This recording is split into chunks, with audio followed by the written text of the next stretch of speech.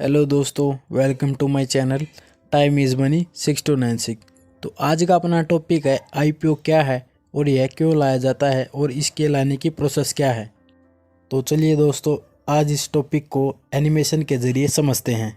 तो जब भी कोई एक निजी व्यवसाय करने वाली कंपनी अपनी ही कंपनी का कुछ हिस्सा शेयर के माध्यम से आम जनता में पहली बार बेचकर पैसा प्राप्त करती है, तो यह शेयर बेचकर पैसा प्राप्त करने की प्रक्रिया आईपीओ कहलाती है। इसका अर्थ होता है इनिशियल पब्लिक ऑफरिंग।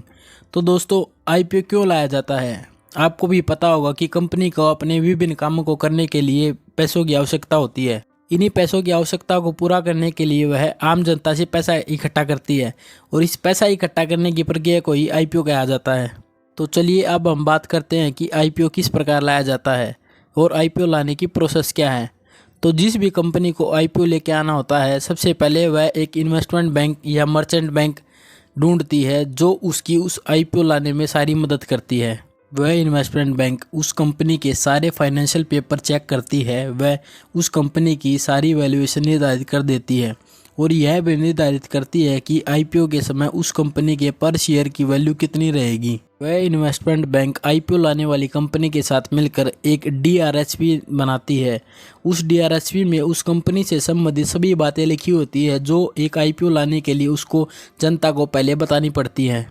हम डीआरएचपी यानी ड्राफ्ट रेड हेरिंग प्रोस्पेक्ट कहते हैं। में कंपनी से जुड़ी निम्नलिखित बातों का वर्णन किया होता है, जैसे आईपीओ लाने वाली कंपनी किन व्यक्तियों के नाम पर है, कंपनी किस चीज़ का व्यापार करती है, कंपनी पिछले कितने वर्षों से है काम कर रही है, कंपनी की पिछले कुछ वर्षों की बिक्री कितनी रही है, वह मुनाफा कितना रहा है, आईपीओ लाने वाली कंपनी की कुल मार्केट वैल्यू कितनी है, कंपनी को कितनों पैसों की ज़रूरत है, कंपनी अपना कितना हिस्सा आईपीओ के माध्यम से बेच रही है, कंपनी के एक शेयर का अनुमानित मूल्य कितना होगा, कंपनी मिलने वाले पैसों का कहाँ इस्तेमाल करेगी, कंपनी के भविष्य को लेकर उसकी क्या रणनीतियाँ रहेंगी।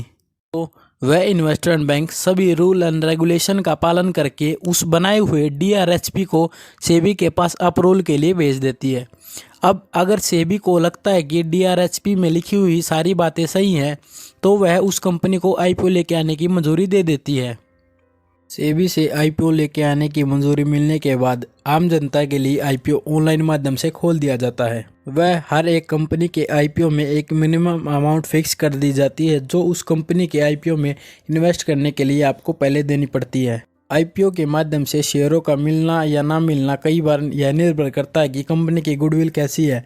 कंपनी की गुडविल के कारण कई बार कंपनी का आईपीओ बहुत ज़्यादा सब्सक्राइब कर दिया जाता है, जिसके कारण कंपनी का आईपीओ हो सकता है कि आपको मिल भी जाए या नहीं भी मिल सकता है, तथा किस व्यक्ति को कितने शेयरों का आवंटन किया जाएगा, यह पूरी प्रक्रिया कंप्यूटराइज तरीके से की जाती है। इस प्रकार दोस्तों, आईपीओ की यह प्रोसेस यहीं पर समाप्त हो जाती है। वह कंपनी के आईपीओ में अप्लाई करने के बाद आपको उस कंपनी के शेयर प्राप्त हो जाते हैं।